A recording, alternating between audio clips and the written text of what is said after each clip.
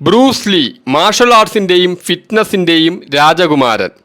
നമ്മളൊക്കെ ജീവിതത്തിൽ ഒരിക്കലെങ്കിലും ചിന്തിച്ച് കാണും, എനിക്ക് ബ്രൂസ് ലിയെ പോലെ ആവാൻ പറ്റിയിരുന്നെങ്കിൽ കൊള്ളാമായിരുന്നു. ബ്രൂസ് ലീ എങ്ങനെ അത്രയും ഉരുക്ക് പോലുള്ള ഒരു ശരീരം വികസിപ്പിച്ചു? ബ്രൂസ് ലീക്ക് എങ്ങനെയാണ് അത്രയും സ്ട്രെങ്തും സ്റ്റാമിനയും എൻഡുറൻസും ഫ്ലെക്സിബിലിറ്റിയും സ്പീഡും ലൈറ്റനിങ് സ്പീഡും എല്ലാം ഡെവലപ്പ് ചെയ്യാൻ സാധിച്ചത്? അപ്പോൾ അതൊക്കെ ഞാൻ എങ്ങനെ കണ്ടെത്തും എന്നായിരിക്കും ഓരോരുത്തരും ചിന്തിക്കുന്നത്. അതിനുള്ള ഒരു പ്രതിവിധിയായിട്ടാണ് ഞാൻ ഇന്നത്തെ വീഡിയോയിൽ വന്നിരിക്കുന്നത്. അതായത് ബ്രൂസ് ലീയുടെ തന്നെ ഒരു പുസ്തകം. ആ പുസ്തകത്തിൻ്റെ പേര് Bruce Lee the art of expressing the human body എന്നാണ്. ഈ പുസ്തകത്തിന് 256 പേജുകളുണ്ട്. ഇത് ബ്രൂസ് ലീ നേരിട്ട് എഴുതിയ പുസ്തകമല്ല. ജോൺ ലിറ്റിൽ എന്ന് പറയുന്ന ഒരു എഴുത്തുകാരൻ ബ്രൂസ് ലീയുടെ സ്വകാര്യ കുറിപ്പുകൾ, കത്തുകൾ, ഡയറി, ട്രെയിനിങ് ലോഗുകൾ അതൊക്കെ കൂട്ടിച്ചേർത്ത് ഉണ്ടാക്കിയെടുത്ത ഒരു പുസ്തകമാണ് Bruce Lee the art of expressing human body. ഈ പുസ്തകത്തിൽ ബ്രൂസ് ലീയുടെ ട്രെയിനിങ് രീതികളെ വളരെ വിശദമായി വിവരിക്കുന്നുണ്ട്. ശരീരത്തിൻ്റെ പ്രവർത്തനക്ഷമതയ്ക്കാണ് ബ്രൂസ് ലീ ഏറ്റവും കൂടുതൽ മുൻഗണന നൽകിയിരുന്നത്. സ്പീഡ്, പവർ, ഫ്ലെക്സിബിലിറ്റി, എൻഡ്യൂറൻസ് എന്നിവ ഒരുമിച്ച് വികസിപ്പിക്കാൻ അദ്ദേഹം രൂപകൽപ്പന ചെയ്ത ഒരു രീതിയാണ് ഈ പുസ്തകത്തിൽ അടങ്ങിയിരിക്കുന്നത്. ഈ പുസ്തകത്തിൽ ബ്രൂസ് ലീയുടെ ട്രെയിനിങ് ഫിലോസഫിയുടെ 5 പ്രധാനപ്പെട്ട ഭാഗങ്ങളാണ് ഉൾപ്പെടുത്തിയിരിക്കുന്നത്. Warm up and stretching routine, isometric exercises, weight training, martial arts drills, nutrition and diet notes. ഇതൊക്കെ വളരെ വിശദമായും ചരിത്രപരമായും തന്നെ ഉൾപ്പെടുത്തിയിട്ടുള്ളതാണ്. ബ്രൂസ് ലീയുടെ യഥാർത്ഥ ഹാൻഡ് റൈറ്റിങ്ങിലുള്ള നോട്ടുകൾ പോലും ഈ പുസ്തകത്തിൽ ഉൾപ്പെടുത്തിയിട്ടുണ്ട്.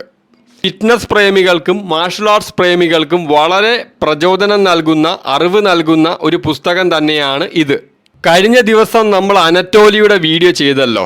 അതായത് വലിയ ശരീരവലിപ്പമോ ശരീരഭാരമോ ഇല്ലാത്തൊരാൾ പവർ ലിഫ്റ്റിംഗ് രംഗത്ത് എങ്ങനെ ഇത്രയും വലിയ ശക്തനായി?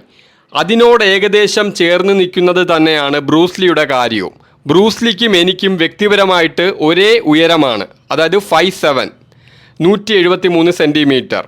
ബ്രൂസ് ലീയുടെ ഭാരം 140 പൗണ്ട്സ് ആണ്. അപ്പോൾ ഇത്രയും ബാക്കിയുള്ള ഇന്നുള്ള വലിയ ഹൈറ്റും വലിയ സൈസൊക്കെ ഉള്ള ശക്തരായിട്ടുള്ള ആളുകളെ അപേക്ഷിച്ച് ഇത്രയും ആവറേജ് ഹൈറ്റും ആവറേജ് വെയ്റ്റുമുള്ള ബ്രൂസ് ലീ എങ്ങനെ ഇത്രയും മാസീവ് സ്ട്രെങ്ത് ഉണ്ടാക്കി? അതിൻ്റെ സീക്രട്ട് തന്നെയാണ് ഈ പുസ്തകത്തിലുള്ളത്.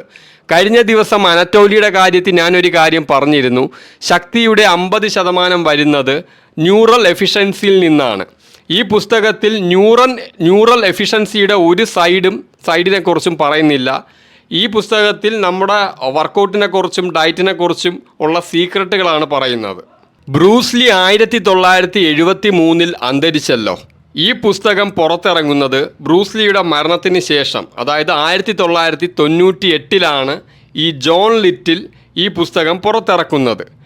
ജോൺ ലിറ്റലിന് എങ്ങനെയാണ് ബ്രൂസ് ലീയുടെ വ്യക്തിപരമായിട്ടുള്ള ചിന്തകളും വർക്കൗട്ടുകളൊക്കെ കിട്ടിയതെന്ന് ചോദിച്ചാൽ, ബ്രൂസ് ലീയുടെ ഭാര്യ ലിൻഡ ലീ അവർ ജോൺ ലിറ്റിലിന് ബ്രൂസ് ലീയുടെ പഴയ എഴുത്തുകളും കത്തുകളും ഡയറിയൊക്കെ ആക്സസ് ചെയ്യാൻ, അല്ലെങ്കിൽ അതൊക്കെ ശേഖരിച്ച് ഒരു പുസ്തകമാക്കാനുള്ള റൈറ്റ്സ് ബ്രൂസ് ലീയുടെ ഭാര്യ ജോൺ ലിറ്റിലിന് കൊടുത്തിരുന്നു. അങ്ങനെയാണ് ഈ പുസ്തകം പുറത്ത് ഇറങ്ങുന്നത്. ബ്രൂസ് ലീ ഒരു ഫിറ്റ്നസ് പ്രേമിയും മാർഷൽ ആർട്സ് ലെജൻഡും മാത്രമല്ല, അദ്ദേഹം ഒരു ഫിലോസഫറും കൂടെയാണ്. അദ്ദേഹത്തിന് സ്വന്തമായിട്ട് ചിന്തിക്കാനുള്ള അസാമാന്യ ചിന്താശേഷി ഉണ്ടായിരുന്നു. ഈ പുസ്തകത്തിലുള്ള ഓരോ ചിന്തകളും ബ്രൂസ് ലീയുടെ ചിന്ത തന്നെയാണ്. അല്ലാതെ എഴുത്തുകാരൻ ജോൺ ലിറ്റിൽ അദ്ദേഹത്തിൻ്റേതായിട്ടുള്ള രീതിയിൽ ഒരു മാറ്റവും വരുത്തിയിട്ടില്ല. Art of expressing the human body എന്നത് പോലും ബ്രൂസ് ലീ തന്നെ ഈ പുസ്തകത്തിൽ ഉപയോഗിച്ച ഒരു വാക്കാണ്. ആ വാക്ക് തന്നെയാണ് ഈ പുസ്തകത്തിൻ്റെ തലക്കെട്ടാക്കി മാറ്റിയിരിക്കുന്നത്. ബ്രൂസ് ലീയുടെ സിനിമകളിൽ ബ്രൂസ് ലീ ഒരുപാട് ഫൈറ്റ് ചെയ്യുന്നുണ്ടെങ്കിലും ബ്രൂസ് ലീയുടെ മാർഷൽ ആർട്സ് ഫിലോസഫി എന്ന് പറയുന്നത് വെറുതെ ഫൈറ്റ് ചെയ്യാനുള്ളതല്ല, ബോഡിയും മൈൻഡും എക്സ്പ്രസ് ചെയ്യാനുള്ളതാണ്. നമ്മൾ ജീവിക്കുന്ന ഇന്നത്തെ കാലത്ത് ഏറ്റവും കൂടുതൽ ട്രെൻഡിങ് ആയ ഒരു ട്രെയിനിങ് മെത്തേഡാണ് സർക്യൂട്ട് ട്രെയിനിങ്. എന്നാൽ ഈ സർക്യൂട്ട് ട്രെയിനിങ് ഒക്കെ ട്രെൻഡിങ് ആവുന്നതിന് വർഷങ്ങൾക്ക് മുമ്പ് തന്നെ ബ്രൂസ് ലീയുടെ ഫേവററ്റ് ആയിരുന്നു ഈ സർക്യൂട്ട് ട്രെയിനിങ്. അദ്ദേഹം വളരെ ആദ്യകാലം മുതൽക്കേ തന്നെ സർക്യൂട്ട് ട്രെയിനിങ് ആണ് അദ്ദേഹം ചെയ്ത് ശീലിച്ചിട്ടുള്ളത്. കാരണം അദ്ദേഹത്തിൻ്റെ അഭിപ്രായത്തിൽ സർക്യൂട്ട് ട്രെയിനിങ് ആണ് ഒരേ സമയത്ത് സ്ട്രെങ്തും എൻഡുറൻസും സ്റ്റാമിനയും പവറും സ്പീഡും എല്ലാം ഒരേ സമയത്ത് നമുക്ക് അച്ചീവ് ചെയ്യാൻ പറ്റുന്ന മെത്തേഡ് സർക്യൂട്ട് ട്രെയിനിങ് ആണെന്ന് തന്നെയായിരുന്നു അദ്ദേഹത്തിൻ്റെ ഉറച്ച വിശ്വാസം. ബ്രൂസ്ലിക്ക് ഒരിക്കലും ബൾക്കി ആയിട്ടുള്ള വലിയ മസിലുകൾ ഇഷ്ടമല്ലായിരുന്നു. അദ്ദേഹത്തിന് വളരെ ലീനും ഫിറ്റുമായിട്ടും ഇരിക്കുന്ന ബോഡിയോടായിരുന്നു താല്പര്യം. അദ്ദേഹം കൂടുതൽ ഫോക്കസ് ചെയ്തത് ഫോർ ആംസ്, ഗ്രിപ്പ് സ്ട്രെങ്ത്, റിസ്റ്റിൻ്റെ സ്ട്രെങ്ത്, അതുപോലെ വെയ്സ്റ്റ് അതായത് കോറിൻ്റെ സ്ട്രെങ്ത്. അപ്പോൾ ഈ പുസ്തകം തീർച്ചയായിട്ടും ബ്രൂസ്ലിയുടെ ആരാധകർക്കും അല്ലെങ്കിൽ ബ്രൂസ്ലിയെ പോലെ ആയി മാറണം എന്ന് ആഗ്രഹിക്കുന്നവർക്കും വളരെ നല്ലൊരു വഴികാട്ടിയാണ്. എൻ്റെ വ്യക്തിപരമായിട്ടുള്ള അഭിപ്രായത്തിൽ ഈ പുസ്തകത്തിൽ കുറച്ച് മിസ്റ്റേക്കുകളൊക്കെ ഉണ്ട്.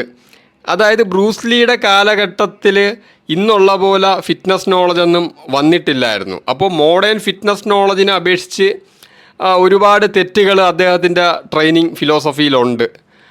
ചില സയൻസ് ഔട്ട്ഡേറ്റഡ് ആയിട്ടുള്ള കാര്യങ്ങൾ അദ്ദേഹം പറയുന്നുണ്ട്. പിന്നെ ഇപ്പോൾ നമുക്ക് തന്നെ അറിയാം, ബ്രൂസ്ലി ട്രെയിനിങ് ചെയ്ത് ഒരുപാട് ഇഞ്ചുറീസൊക്കെ ഉണ്ടാക്കി വെച്ച ഒരാളാണ്. ഇപ്പോൾ ഉദാഹരണം പറഞ്ഞാൽ അദ്ദേഹം ഗുഡ് മോർണിംഗ് എന്ന് പറയുന്ന എക്സസൈസ് ചെയ്ത് അദ്ദേഹത്തിൻ്റെ ലോവർ ബാക്കിന് വലിയൊരു ഇഞ്ചുറി ഉണ്ടായി.